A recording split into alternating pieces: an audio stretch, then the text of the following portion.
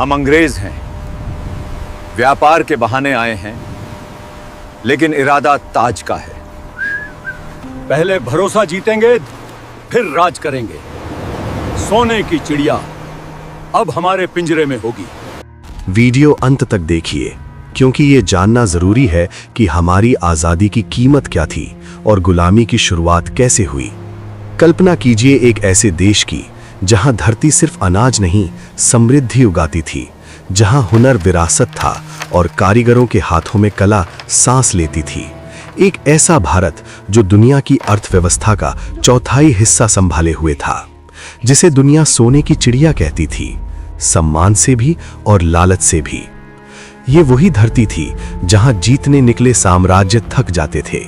सिकंदर यहां आकर रुक गया, हमलावर लौट लौट कर आए, पर इस मिट्टी को पूरी तरह झुका न सके। मुगलों को भी यहां जड़े जमाने में सदियां लग गईं। तो फिर ऐसा क्या हुआ कि जिस देश को तलवारें नहीं तोड़ सकीं, उसे कुछ जहाजों में भरकर आए व्यापारी धीरे धीरे अपने कब्जे में ले गए। वे समुद्र पार से आए, चेहरे पर मुस्कान, हाथ में सौदे का प्रस्ताव। लेकिन सौदा मसालों का नहीं था, सौदा सत्ता का था।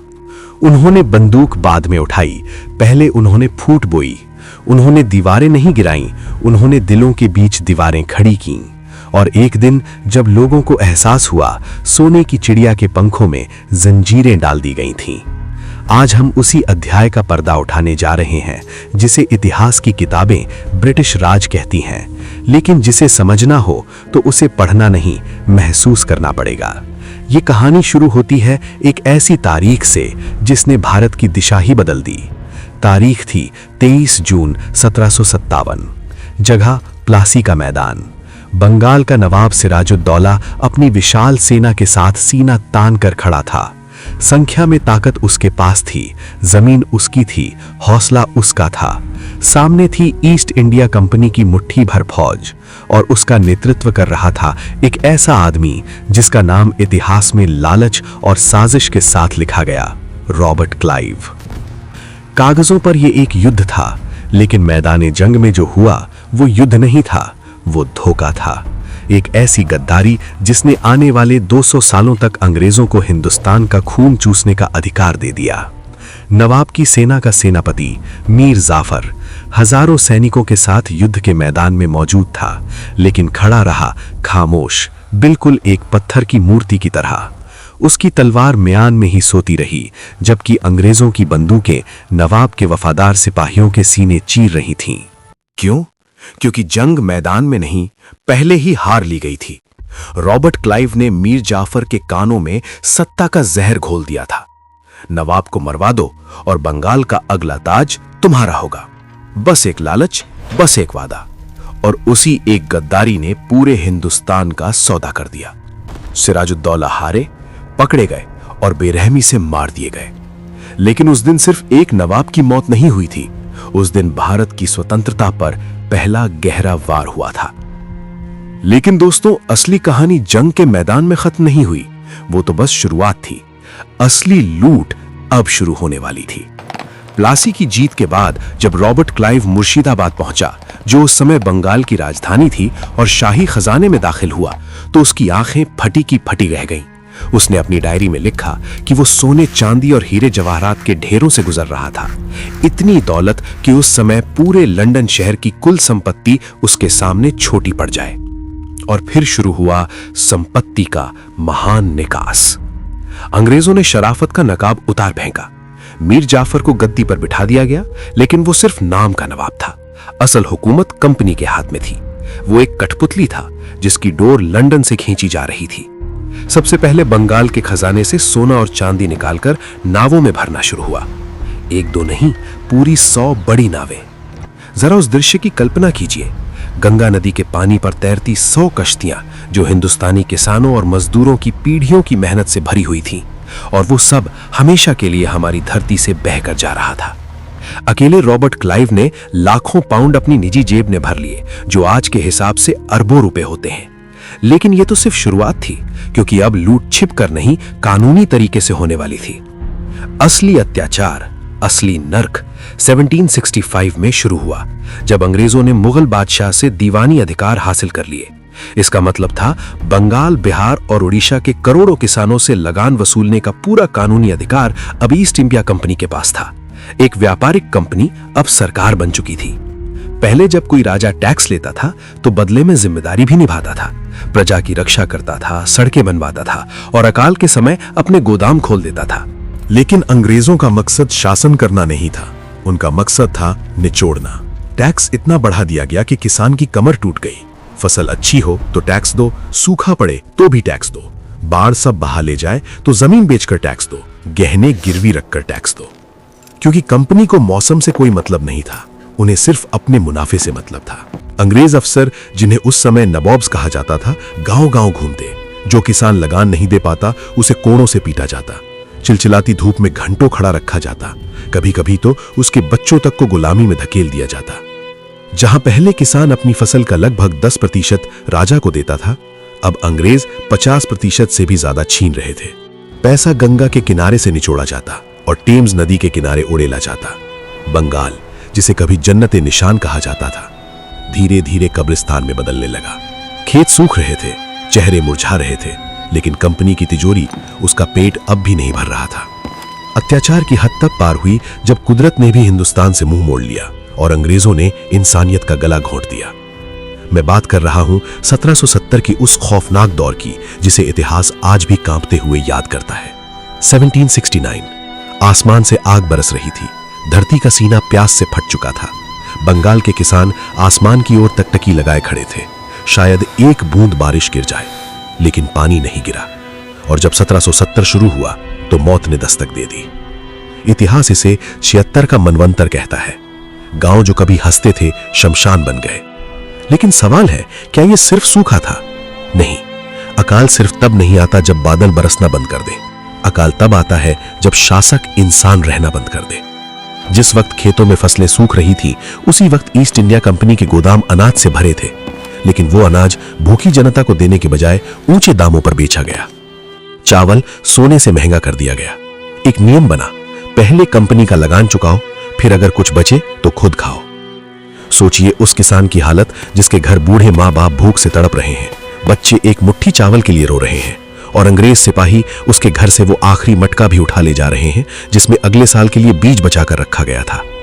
जब मुर्शिदाबाद और बिहार की सड़कों पर लाशें बिछी थीं, तब कंपनी ने क्या किया? क्या राहत दी? क्या गोदाम खोले? नहीं, उन्होंने उसी साल लगान में 10% और बढ़ोतरी कर दी। तर्क ये था, अगर तुम्हारे पड़ोसी मर गए हैं तो उनकी जमीन का टैक्स अब तुम भरोगे। क्या ये इंसानियत की हत्या नहीं थी? इतिहासकार विलियम हंटर ने लिखा, हालात इतने भयावह थे कि लोग मृत शरीरों तक का मांस खाने को मजबूर हो गए। नदियां लाशों से भर गईं, शमशानों में लकड़ी कम पड़ गई। और उसी समय कलकत्ता में कंपनी के अफसर जाम टकरा रहे थे।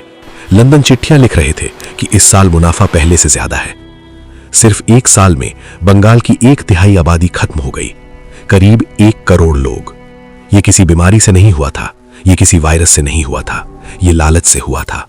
ये प्राकृतिक आपदा नहीं थी, ये मानव निर्मित नरसंहार था। और अत्याचार यहीं नहीं रुका। अंग्रेजों ने किसानों को मजबूर किया कि वे धान और गेहूं छोड़ दें। नील उगाओ, अफीम उगाओ, जो कंपनी को फायदा दे वही उगाओ। क्या नील से पेट भरता है? क्या अफीम भूख मिटाती है? नहीं। लेकिन अंग्रेजों को हिंदुस्तानी पेट से मतलब नहीं था, उन्हें अपनी जेब की चिंता थी। जिस जमीन पर सदियों से अन्न उगता था, वहीं अब जहर बोया जाने लगा। 1770 का वो अकाल भारत की रीढ़ पर पड़ा पहला बड़ा हथौड़ा था। बंगाल, जो कभी दुनिया को कपड़ा और अनाज बेचता था, अब खुद भीख मांगने को मजबूर हो गया। लेकिन दोस्तों, ये तो सिर्फ कृषि की बर्बादी थी। अंग्रेजों की भूख अभी शांत नहीं हुई थी।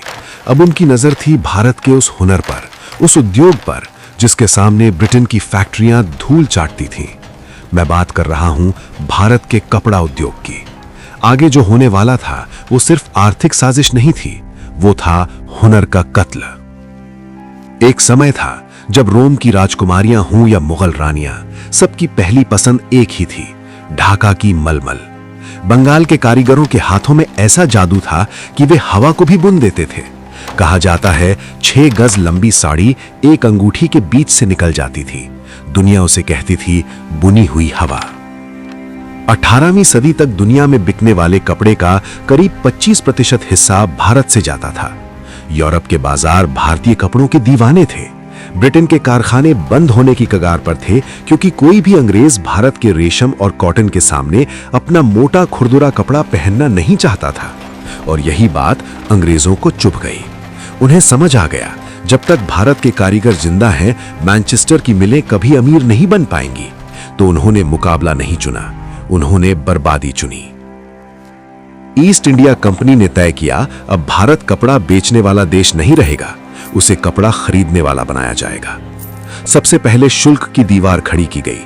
अगर कोई भारतीय व्यापारी ब्रिटेन में अपना कपड़ा बेचना चाहता तो 80% तक टैक्स, यानी हमारा कपड़ा इतना महंगा कर दिया गया कि कोई खरीद ही ना सके।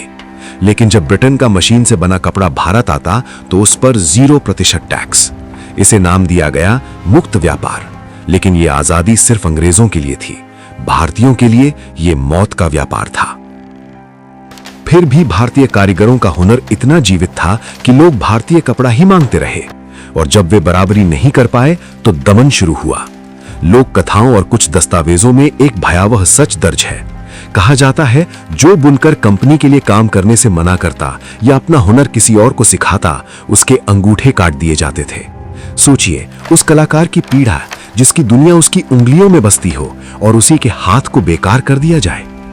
कंपनी के गुमाश्ते गांव-गांव जाते, करघे तोड़ दिए जाते, घर जला दिए जाते, लोगों को पीटा जाता।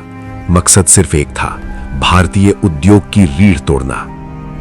और नतीजा, जो भारत सदियों से दुनिया को कपड़ा पहनाता था, वो खुद नंगा हो गया। हमारे खेतों से कपास कौड़ियों के दाम पर खरीदी जाती, जहाजों में भरकर ब्रिटेन भेजी जाती, वहीं मैनचेस्टर की मिलों में उससे कपड़ा बनता और फिर वही कपड़ा भारत लाकर 10 गुना दाम पर बेचा जाता। 1834 में governor general Lord William Bentinck ने लिखा, भारत के मैदान बुनकरों की हड्डियों से सफेद हो गए हैं। लाखों बुनकर भूख से मर गए, लाखों ने भीख मांगना शुरू कर दिया। ढाका, मुर्शिदाबाद, सूरत, जो कभी व्यापार के केंद्र थे, अब वीरान पड़े थे। अंग्रेजों ने भारत को सिर्फ लूटा नहीं, उन्होंने उसे बेरोजगार बनाया, लाचार बनाया, एक आत्मनिर्भर राष्ट्र को सिर्फ एक बाजार बनाकर छोड़ दिया। लेकिन जब जुल्म हद पार करता है तो वो बगावत को जन्म देता है। किसानों की टूटी कमर, बुनकरों के कटे अंगूठे, अकाल में मरे करोड़ों लोगों की चीखें सब बारूद बन चुकी थीं। बस एक चिंगारी चाहिए थी, और वो चिंगारी अब जलने वाली थी।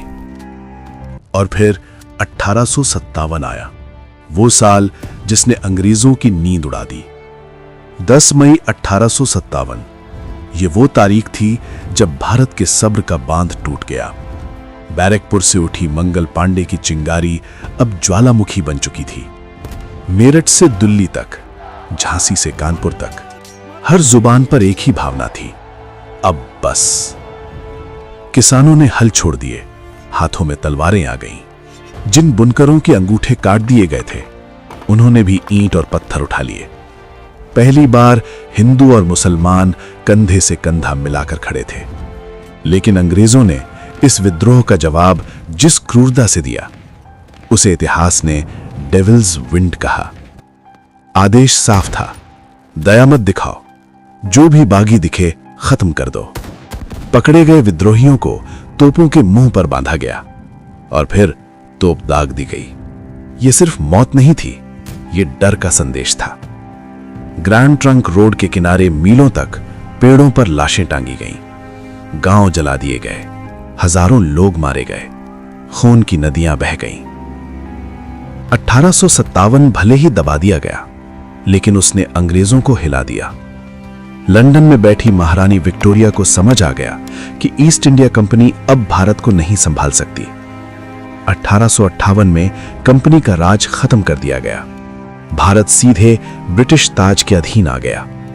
कहा गया, अब सुधार होगा, अब न्याय होगा। लेकिन क्या सच में कुछ बदला?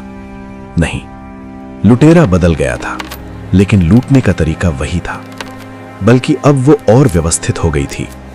रेलवे बनाई गई, लेकिन भारतीयों की सुविधा के लिए नहीं, बल्कि इसलिए ताकि खेतों से अनाज और धरती से निकला कच्चा माल तेजी से बंदरगाहों तक पहुंचे और जहाजों में भरकर ब्रिटेन भेजा जा सके।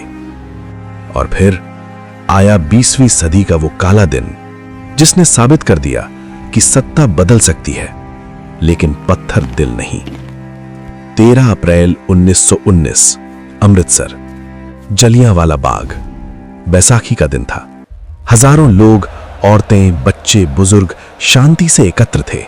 कोई हथियार नहीं, कोई हिंसा नहीं, बस आवाज थी और उम्मीद। तभी वहां पहुंचा एक अंग्रेज अफसर, जनरल डायर। उसने बाग से बाहर निकलने का एकमात्र संकरा रास्ता अपने सैनिकों से बंद करवा दिया। कोई चेतावनी नहीं दी गई, ना ही कोई आदेश कि भीड़ हट जाए। सिर्फ एक शब्द बोला गया, फायर, और गोलियां चलने लगी लगातार, लगभग 10 मिनट तक, जब तक बारूद खत्म नहीं हुआ। वे नहीं रुके। लोग भागना चाहते थे, लेकिन रास्ता बंद था। घबराहट में कई लोग वहां मौजूद कुएं में कूद गए। कुछ ही पलों में वो कुआं मौन गवाह बन गया उस त्रासदी का। बाद में जनरल डायर ने कहा, मैं सिर्फ लोगों को मारने नहीं गया था, मैं पूरे भारत को डराने गया था। लेकिन डायर ये भूल गया, डर से कभी राष्ट्र नहीं मरते। खून जब धरती पर गिरता है तो वो बीज बन जाता है। जलियांवाला बाग की मिट्टी ने नए इनकलाबियों को जन्म दिया। भगत सिंह, ऊधम सिंह और अनगिनत नाम जो इतिहास की किताबों में दर्ज नहीं, लेकिन आजादी की नींव में हमेशा के लिए शामिल हैं। आखिरकार 200 साल की गुलामी, करोड़ों मौतों, अकाल, लूट और बलिदानों के बाद 15 अगस्त 1947 की सुबह आई। अंग्रेज चले गए, लेकिन वे एक ऐसा देश छोड़ गए जो गरीबी से टूटा हुआ था, जिसे उन्होंने बांट दिया था। फिर भी आज जब हम आजाद हवा में सांस लेते हैं तो हमें याद रखना चाहिए, ये आजादी मुफ्त में नहीं मिली। इसकी कीमत चुकाई है उन किसानों ने जो भूख से मरे, उन बुनकरों ने जिनका हुनर छीन लिया गया, और उन वीरों ने जिन्होंने तोपों के सामने सीना तान दिया। उन्होंने हमें लूटा, हमें तोड़ा, हमें मिटाने की कोशिश की, लेकिन वे हमारी दौलत ले जा सके, हमारा हौसला नहीं। और आज सोने की चिड़िया फिर से उड़ान भर रही है, और ये उड़ान अब कोई नहीं रोक सकता।